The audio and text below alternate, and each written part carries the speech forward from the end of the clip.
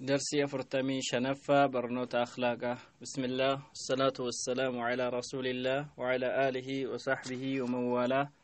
أما بعد، السلام عليكم ورحمة الله وبركاته. برنوت أخلاقه ما تدرين كن يرى النصيحة كان جدوتا غاريادو نصيحة جتشون الخلوص قل ليسو جتشودا كافانيتي والنصح نقيد الغش. نصيحة يروج دمو فالا قوامسو دقو كانتو نصيحة جدامة. قم براء نصيحة جتشون كلمة جامعة معناها حياذة الحظ للمنصوح له. جرى نمج غاري ياد مسناف ولتقبو يوكين إسافوان غاري ولتقبو جتشودا جرجانين أكا إبسوتي إخلاص العمل عن شوائب الفساد. وان هجتمو qulqulleessanii hojjechuudha. Wanti waan sana balleessu irraa qulqullaahee hojjetamuudha. Gama biraa hiya du'aa'u ilaa maa fiihi salaahu wannahyu ammaa fiihi alfasaad. Waan namicha sanaaf tolutti waamuu fi waan faalama qabu namicha sanaaf hin tolle irraa dhowwuun kun nasihaa jedhama. Gabaabaadhumatti nama nasihaa yaadamuuf yookiin nama yaadni gaariin isaaf yaadamu sanaaf waan gaarii ta'e, waan carraa ta'e, waan badaan keessa hin jirre tokko nama sanaaf walitti qabuutu nasihaa jedhama. Rabbiin kana laalchisee Qur'aana keessatti hedduu dubbataa wa ansahu lakum wa a'lamu min Allahi ma la ta'lamuun akkana jedha ergama Rabbii keessaa Nabi Nuh alayhi salaam ummata saatini yaa ummata ko ani rakkinina ranjiru ergama rabbiiti ani kanani isinitti fide ergaa rabbiin ko natti kenne isinitti ngawufin dhufe akkasumas waan gaarii isinif yaaduufin dhufe malee waan hamaaf miti wantan hojjedhu gaarii isinii yaaduudha jedhaan. Inni kun garaa laafuu waan gaarii ta'etti sirreessanii yookiin kallattii sanatti isaan qajeelchuudha. Akkasuma Nabi Huudis ani gowwoomeen jiru haa ta'u malee ani ergamaa rabbiiti. Ergaa rabbiin isiniin gaha ani nama gaarii isinii yaadu isa amanamaadha jedha ummata isaatiin. Ay naasihun lakum fiima ad'uukum ilayhi aminun alaa ma aquulu lakum la akdhibu fiih.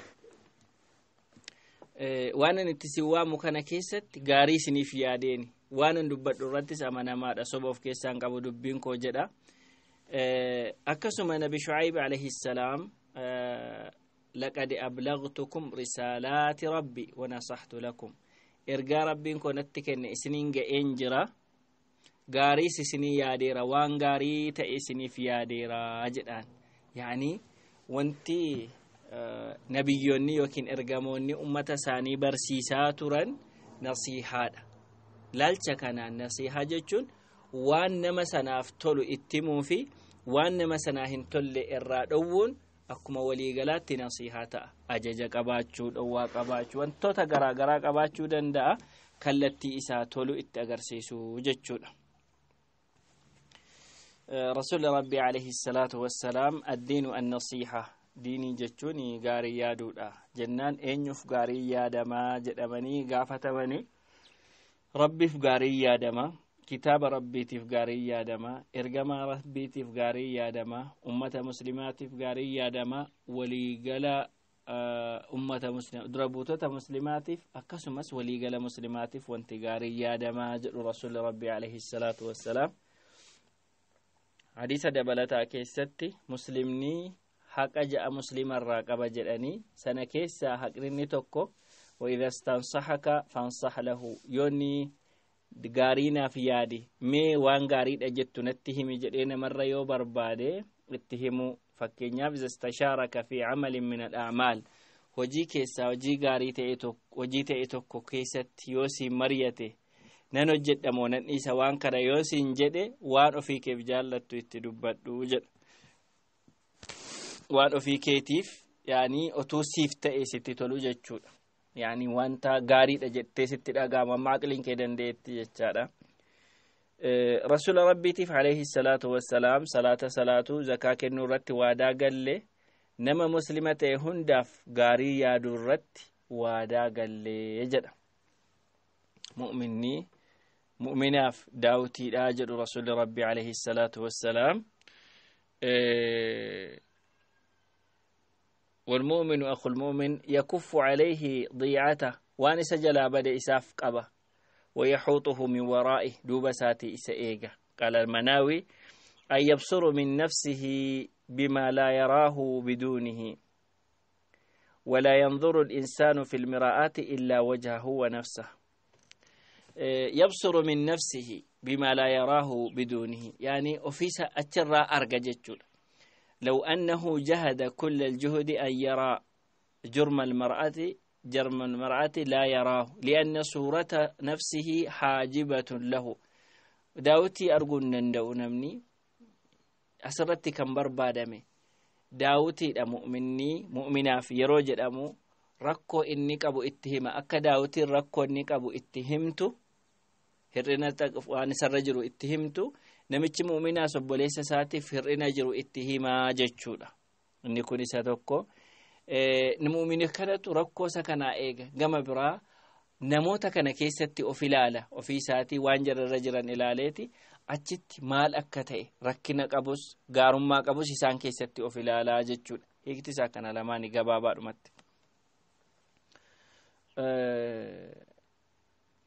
ابن عباس قافة ميت رضي الله عنهما أن أمر السلطان بالمعروف ونهيه عن المنكر موتي أكمتي وان غاري تججني وان همارات أو جتشو قافة ميت كرجل يو أكس قوتشو راها في سهين قبدو تأي درقما موتي أججوز تأي دوون سرجل تانان قبات سيف إساكي قفتي بكا جراني تتدبت دو جدان أتي في النبي قفتي بكا جرتاني تتدبت دو جدان فضيل بن عياض أكجلت الحب أفضل من الخوف جال لي صدار الرقاري ليس ترج على جد أكرج مالني فكينياف نما لما جرى يوكين غرب لما أبدا يوتي غربك إني توكو سجالتا إني توكو موسي صداتا يوتي إني صداتو يعني عفوا إني سجالتو yooti bira jiraattes yooti biran jirres waan si jaallatuuf jecha waan gaarii si yaada inni si sodaatu garuu yerooti bira jirtu waan gaarii si yaaduu danda'a waan si sodaatuuf jecha yerooti biran jirre immoo si ganuu yookiin si gowwoomsuu danda'a waan sin jaallanneefi jedha yaani nasihaan jaalalarraa ka'uu danda'a nama sana ijaa jaallatuuf haala gaarii yeroo hundumaa yaaduufi danda'a gama biraa wanti akka namaaf gaarii yaadan nama taasisu jaalalli nama keessa jiraachuudha jechuun agarsiisa innaka lan tablugha haqqa nasihatik li akhika hatta ta'muruhu bima ta'jizu anhu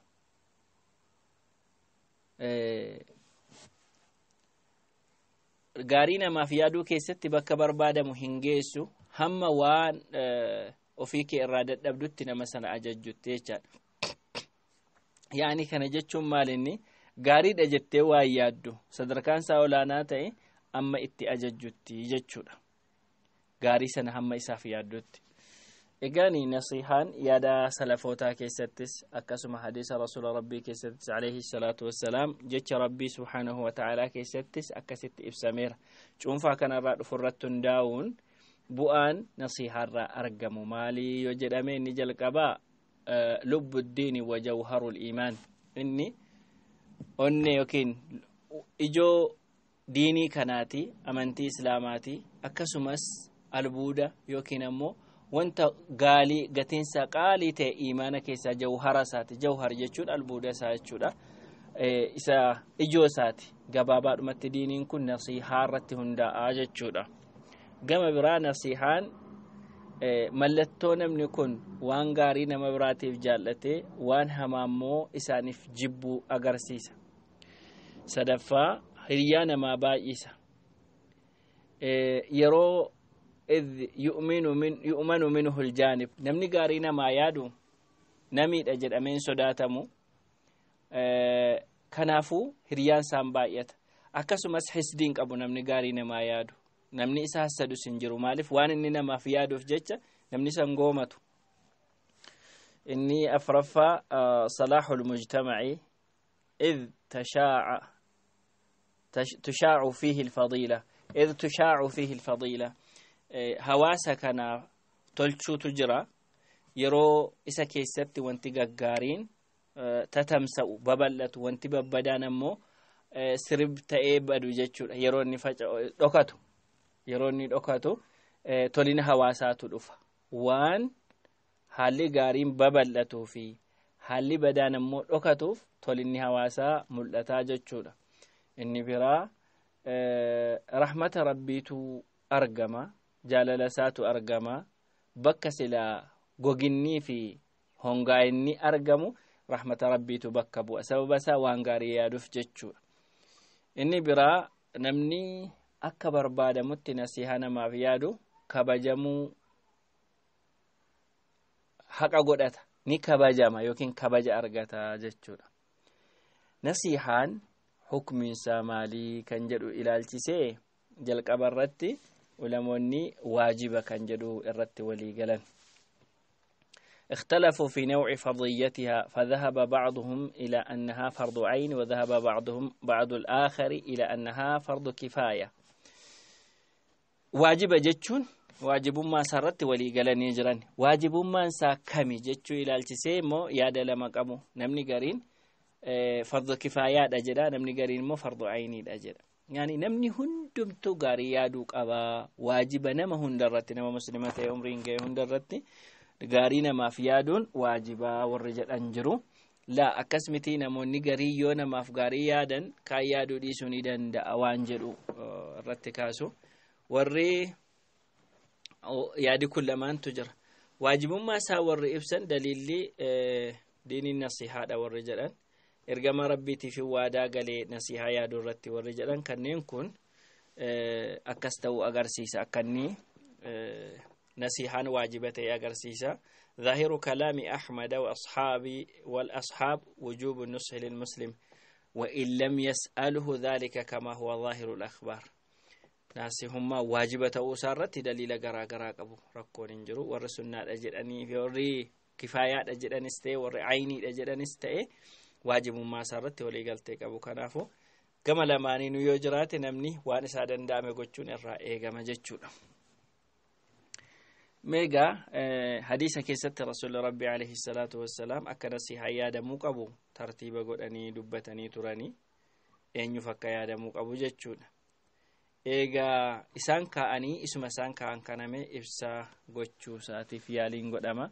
jalqaba nasihaan eenyuuf yaadama jennaan rabbiif nasihaa yaadama jedhan akkamittiin jennaan tokkoffaa al-iimaanu bihi wa nafyu shirki anhu rabbii ofii dhugoomsanii shariika dhabsiisuudha shariikan qabu rabbiin jechuudha lammaffaa sifata rabbii jal'isuu dhiisuudha sadaffaa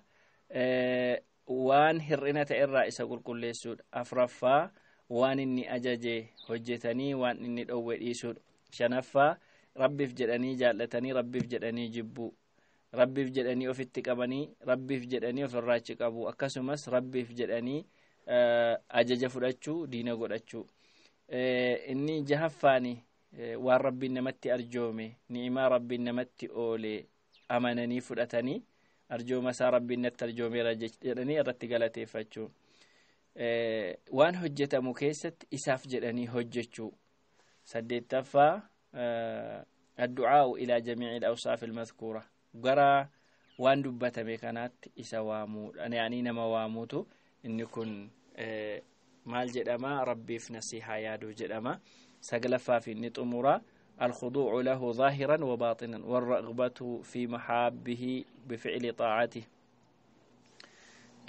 إساف قدوف تكيسو ده قباد آنس كيسانس ربي في قدوف قبو وربي جالته هجتشوف هوي قدتشو warabbi jibburraa fagaachuudhaan sodaasa agarsiisu kanneen kun walitti qabamanii rabbiif nasihaa yaaduu jedham rabbiif gaarii yaaduu jedham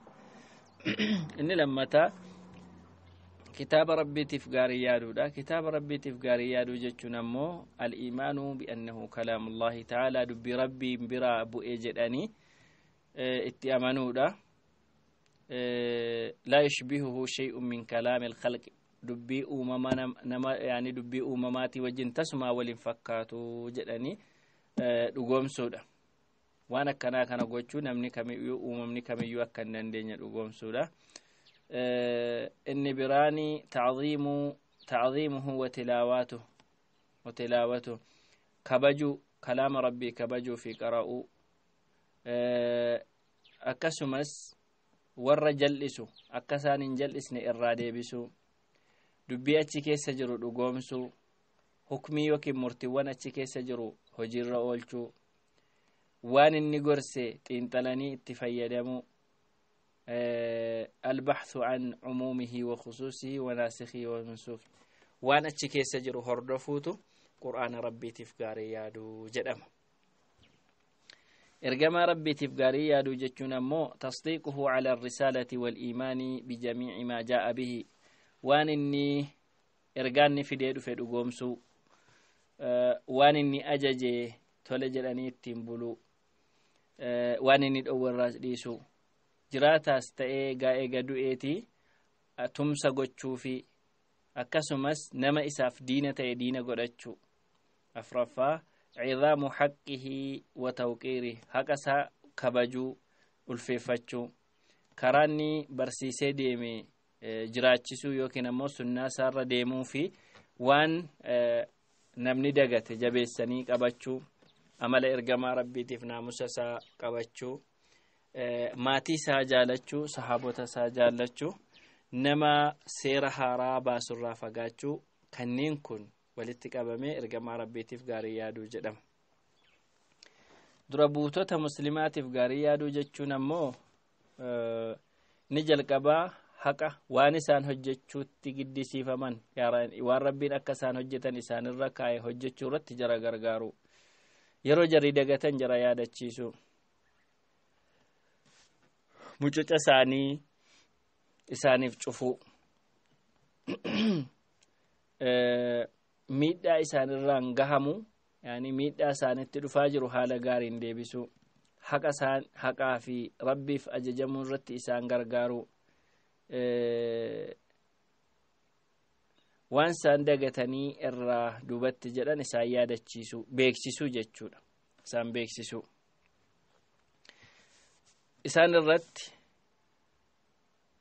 isaan irratti ka'uu dhabuu yaani akka namni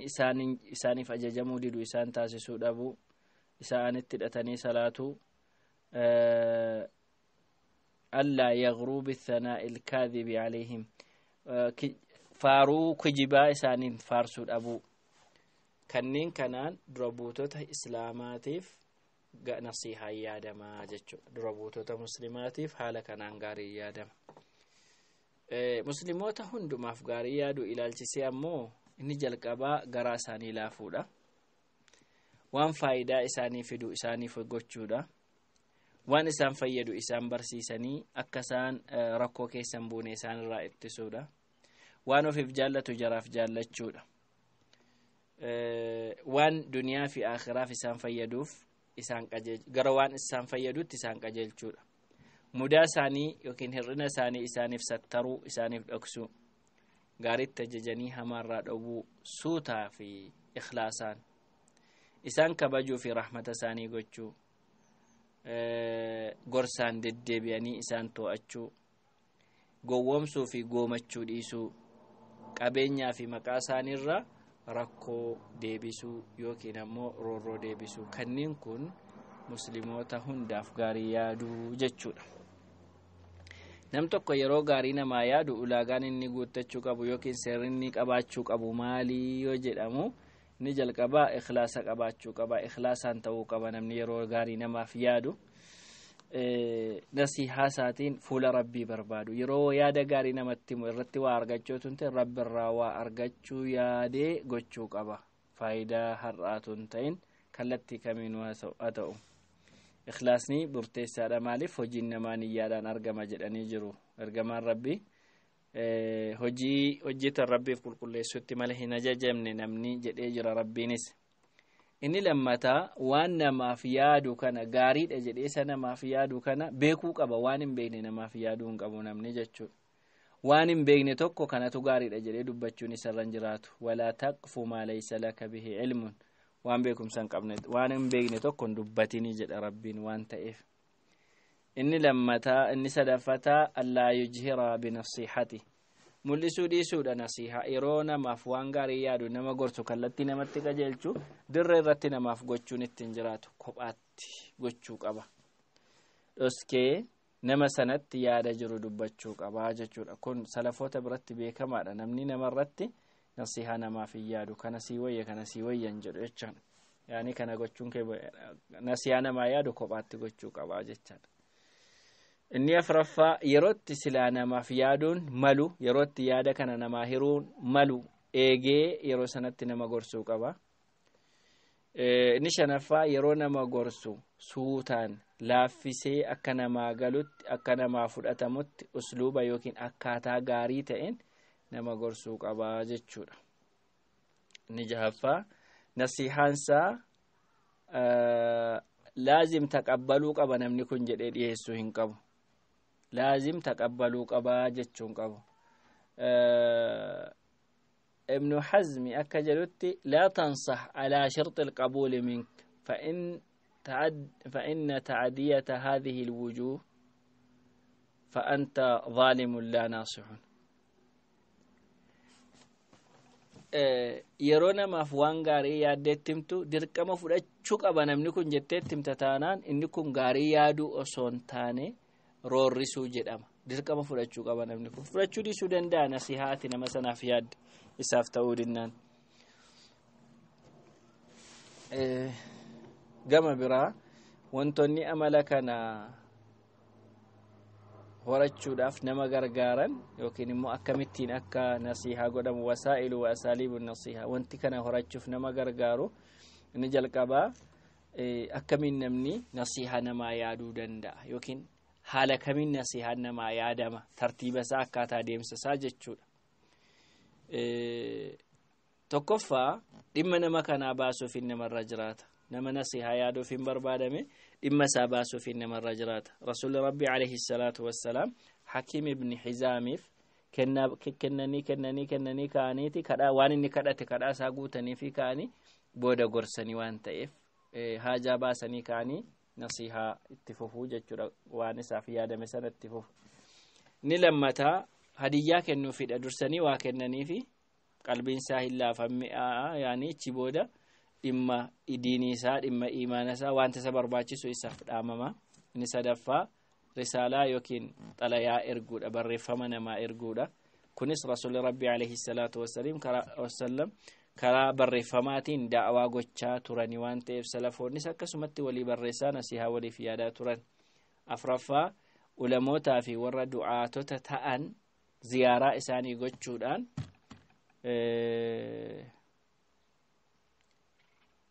isaanii gochuudhaan gara nasihaatti isaan fidu maaliif yoo jedhame namni nama tokkorraan taqabbalaa nama tokkorraan dhiisa namoonni kun akka isaan ergaa kana namatti hin gahan gochuudhaaf kallattii jaraatiin taasisu jechuudha falmansuuxu qad yaqbalu min shaksin duuna shaks ولذلك فقد يكون من وسائل قبول بعض الناس للنصح زيارة عالم تقي أو داعية جليل يسوق النصيحة بأسلوبه المؤثرة namni kun yoo dhaqee dubbise nama kanarraa gaarii dhagahuu danda'a waan ta'eef namoota warra kanaa wajjin yoo walitti dhufe bifattiin nasihaa namaaf yaadu irraa argachuu danda'a jechuudha inni shanaffaan as-suhbatu wal khulta namoota gaggaarii amala qaban haala gaariin namaaf nasihaa yaadanii wajjiniin walitti hidhachuu jedha kanneen kun egaa akkamitti akka namni nasihaa namaaf yaaduu danda'u kan namatti agarsiisu ta'a rasuulli rabbi alayhi salaatu wassalaam sahaabota isaanii waan baay'ee keessatti nasihaa isaaniif yaadu dhimma diinii keessatti nasihaa yaadu dhimma daawaa keessatti yaani nasihaa yaadu dhimma dhuunfaa keessatti nasihaa yaadu dhimma daawaa keessatti rasuulli rabbi alayhi salaatu wassalaam mu'aadhiin gara yamanitti erganiiti gaafa deemtu namoota yahudaaf nasaaraa ta'anitti dhufta laa ilaaha illallah jechuutti waami jalqabaa jedhan kanatu faayidaa qabachirraa jalqabe jechuudha kun barsiisuu sinta nasihaa sinta ajaja sinta hundumaa gama biraa gaafa mu'aazif abaa muusaatti dubbatan yeroo biyya yaman deemtan namattin jajjabeessinaati laaffisa hin baqachiisinaati gammachiisa ajajamaa malee faallaa waliif bulaa malee faallaan deemina jedhanii nasihaa yaadaniif yaada gaarii isaaniif kennan jechuudha. Rasuulli Rabbi alayhi salaatu wassalaam namicha salaata balleesses deddeebisee eegannii dogoggoree booda na barsiisi jennaan salaata isa barsiise. Asitti barsiisuun kun nasihaa yaaduudha. Yaani ergamaa Rabbii diinii keessatti akka nasihaa yaadanidha. Jireenya dhuunfaa keessatti ammoo namichi tokko dhufee ergamaa Rabbiitti hime haadha manaa fuudhuu barbaadeen ture yookiin fuudhuufi jedheetti dubbannaan deemtee ilaalteettaa jennaan hin ilaallee jedheen deemi ilaalii jedhani Rasuulli Rabbi alayhi salaatu wassalaam. Deemanii ilaaluun akka bu'aa qabu itti agarsiisan kun jireenya dhuunfaati. Waa'ee ta'abbudii jechaadha jireenya akkasumatti jiraatamu. Inni gama biraa namichi tokko garba qaba ture. Garba isaa gaafa du'e garboonni koo bilisaa jedhee attaqe. San booda Rasuulli Rabbi alayhi salaatu wassalaam dubbii kana dhageenyaan horii biraa qabdaa jedhaniin hin qabuu jedhe. Booda garba isaa gurguranii birrii isaa kennaniifi haajaa keettiin baadhu waan achirraa hafe yaani maatii keetiif kenni waan achirraa hafe fira keetiif kenni yoo achirraa hafe saddaqadhu jedhaniin yaani jireenya dhuunfaa keessa galanii nasihaa yaaduufi jechuudha Rasuulli Rabbi. Almuhimmi nasihaan diinii keessattis akkasumas jireenya dhuunfaa keessattis namoota nasihaa yaadamuu fi qabuuf akka yaadamuu qabutu barsiifamee jechuudha. Egaan darsiif taanuun hanga walitti deebinutti haadaa wa sallallahu wa sallama ala nabiyyina Muhammad.